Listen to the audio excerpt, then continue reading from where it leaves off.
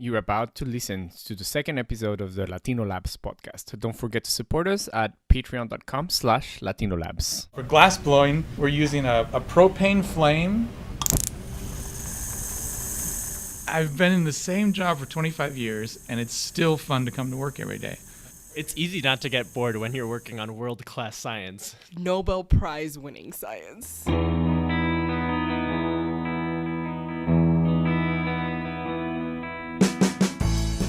This is Latino Labs. My name's Alina, and I'm a PhD student in chemical physics.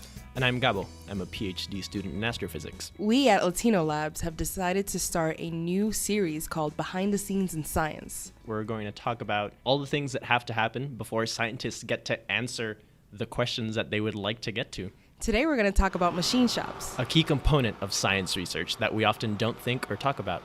What is a machine shop? I only went into one for the interview for this episode, so tell me. So a machine shop is a place where you build parts for your experiment. How is it like to make your own parts? There is definitely a learning curve. I've been working on building the same optical component for the past year. So, I've never built anything. And how's that working out for you? It's working out great. That's really cool.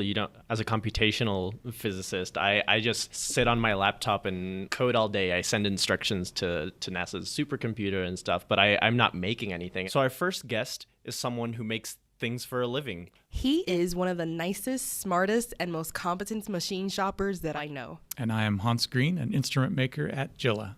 GILA is a world-renowned research institute for physics, chemistry, and all other kinds of physical sciences. And actually, we're recording here right now in Boulder, Colorado. So the first thing we asked Hans is to describe what a machine shop looks like. We have lots of different tools and equipment. And if you see a picture of a factory making cars, making most anything, we have similar kind of tools, but on a smaller scale. We have machines for cutting metals and plastics and glass and ceramic. Or the glass-blowing torch that you heard in the beginning of this podcast. So machine shops are cool, but researchers interact with them in a different way than Hans's experience has been. So we also talked to a friend of mine who's building things that go to space. Hi, so my name is Erica. I am a second-year graduate student in the Astrophysical and Planetary Sciences department, and I work in the ultraviolet instrumentation group. So she has a very similar experience to me, except her stuff goes to space. It's really cool. And we got to sit down with her and talk about the process that she goes through designing and building things as a user of the machine shop. So I would get in the morning, and then I have to sit down, and if it's a new thing that I have to machine, I start to draw.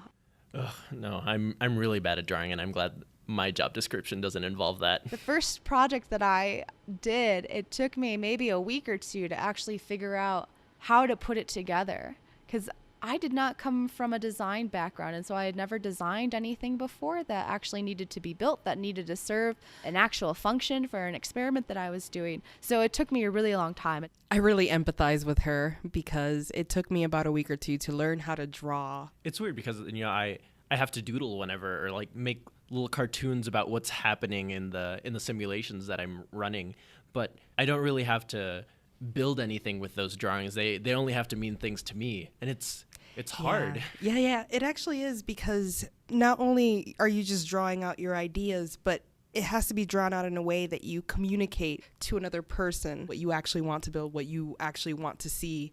So Erica and I spoke a little bit about her first design project. I needed to build a mount. My advisor, I went to him, and it was my first design, so I'm like a kindergartner, like, look what I made! And he's like, so this is okay. And so that was the first part I designed. I think it had like 7 or 8 different plates that all needed to be screwed together, because it was like, oh, we need to get it to this height, and we need to push it out here, but then I need another table that's a little further up to hold the polarizer, and then I need to have something that spins. It was a lot. It was very complicated, and you learn to simplify your design. The simpler, the better, because When you're building these things, you want it to be able to resist your experiment in the sense that the experiment can happen without it breaking apart. Many times you want this to be an experiment you can do years in the future. A lot of these projects are years, maybe even decades long, and so you want your original setup to be whole still, and that requires simple parts. So what's happened when you bring something to your advisor and he tells you you need to do it again? Well, you're humbled. That's one. You're not as excited as you were when you When you first walk in. Yeah, when you first presented, because you think, oh, look at me. I drew this thing that's never been drawn before. And then your advisor's just like, well, based on my much longer experience, I know this isn't going to work for these reasons. So you go back and redraw. So you'd have to go back and redo the design after fixing that. Yes. So most of the back and forth actually occur between me and the people at the machine shop. But how did they become machine shoppers? What do you do to get that position? I was never that into science itself. I enjoyed science classes in school, but I really liked mechanical things. I liked taking things apart when I was a kid, working on my bicycle, working on engines. I went to college, and college was all right. I never found anything in college that I really wanted to do as a career, and I kind of drifted and quit school for a while and came back to school, and I was finishing a degree in history here at the University of Colorado in Boulder, and I met someone that ran a machine shop in the engineering department. I really like the fact that he just kept trying things until he figured out what he wanted to do. I mean, I jumped around a little bit. I started off in biology, then I jumped to chemistry, and now I'm in physics doing engineering stuff. And eventually got hired as a student worker, cleaning machines, doing maintenance, pretty much just sort of odd jobs. This was sort of a revelation that you could do this kind of thing at a university. I really enjoyed it. I started learning more about machining, and then I applied for an apprenticeship in Gila. And I did an apprenticeship, so it was on-the-job training for about 3 years. So I really stumbled on this as a career choice. It's clear from listening to Hans that he really loves what he's doing, and to know that there was lots of failure. He was trying to be a history major for a while and ended up becoming instrument maker. He learned much of what he knows through an apprenticeship. So it's not, a major that you have in college. Yeah, so after you're done with classes and the academic part, a PhD is almost like an apprenticeship. You're working one-on-one with your advisor, and there's really no class to teach you how to do an experiment or how to run your simulations. You just learn as you go. So Hans's profession is not that well known, but it's so important in all areas of science because to do experiments, you need instruments. He's really good at giving solutions to problems. I really enjoy that part of it because often they're really easy solutions to problems that seem really difficult. And sometimes it's the other way, that the solutions are really difficult and we don't know how to do it. Hans and his coworkers have their fingerprints on every physics, chemistry, and biological experiment in this building. Yeah, and some of them are like grad students' projects that'll get to be a thesis, and some of them get the Nobel Prize. We asked Hans about how he felt about his involvement in the 2001 Nobel Prize for the successful creation of a Bose-Einstein condensate. This was very early in my career when this department was doing some research that they eventually won a Nobel Prize for. One of the people that I worked with in the shop did a lot of work on those early experiments, and I learned some things from him and did some peripheral things on that. But those were the really difficult, challenging projects, and I was still doing the easier ones at that point. They're not that easy. This is really interesting. So I'm guessing it's not just the drawing part that goes bad sometimes. Sometimes you break what you made and you have to go back and make more or order more. Oh, sure. Yeah. Yeah, and people break things all the time, and but it's not for lack of care. It's just accidents happen, and mostly we want to make sure people are working safely. And we asked Erica if she had ever broken something. I did. Yeah.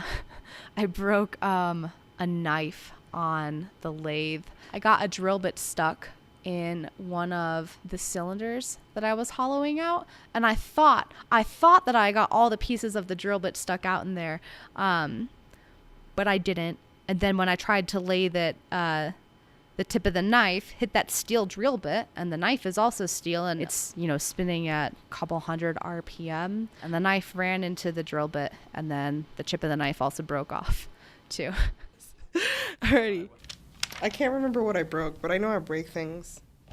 Luckily for me, I'm not making things, so whenever I break things, it's just my code. It just stops working and everything's fine. It must be so stressful to be working on something and then bam, it's broken. It's like, whoop, there goes the last week's worth of work. Yes, it can be stressful, but it's rewarding when it works.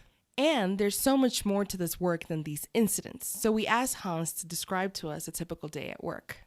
Yeah, generally a typical day is I come in and check my email like a lot of people do, and then get down to working on, I usually have 3 or 4 projects going at any one time, maybe 1 or 2 larger projects, and then lots of little ones that we keep moving through the shop fairly quickly. And I'll spend most of the day at least coming back to those projects, but probably a good part of every day is spent just with people walking through the door and asking questions about small things. And so I'll help them with smaller questions about either how to make something, or where to find a certain type of material, or to go down the lab and look at a leak in some plumbing. So it's always a diverse day, and I really and I enjoy that. I never know quite for sure what I'll be doing all day. And I bet this is why Hans is never bored when he comes into work. He doesn't know what to expect. He gets to solve new and interesting problems every day, essentially. Every experiment is unique, and every experiment has a unique problem, which requires a unique solution. And most of the time, that solution involves bringing the pieces that you built with pieces that other people built. And while talking to Erica, she's putting together all the parts for her little satellite. It's a huge bringing together of lots of different parts that you have ordered from other places that are made by other professionals. So this has been our first episode on our ongoing series, Behind the Scenes in Science. Today we talked about machine shops and why they're so important in the scientific process. From Jilla in Boulder, Colorado. This is Latino Labs. Boom. Should I just end every episode with boom? The Latino Labs podcast is produced by me, Jorge Nicolás Hernández Charpac, with the help of Andrea Marton, Gabriel Ortiz Peña, Alina Margarita Mateo, Begoña Abad Mayor, and Javier Orjuela Coop. And a big thank you to our external editor, Julia Baker Arquema. We want to thank Hans Green and Eric Kagan for their amazing interviews, and Gillian Strobe for letting us record there, as well as for understanding that communicated science is an integral part of being a scientist. The music you heard is from Space Boys. They're about to drop their album, so once they do, we'll make sure we share. Make sure you follow us on Twitter and Facebook. And we have a website now, so you can visit us as latinolabs.org or latinxlabs.org. And don't forget to support our project at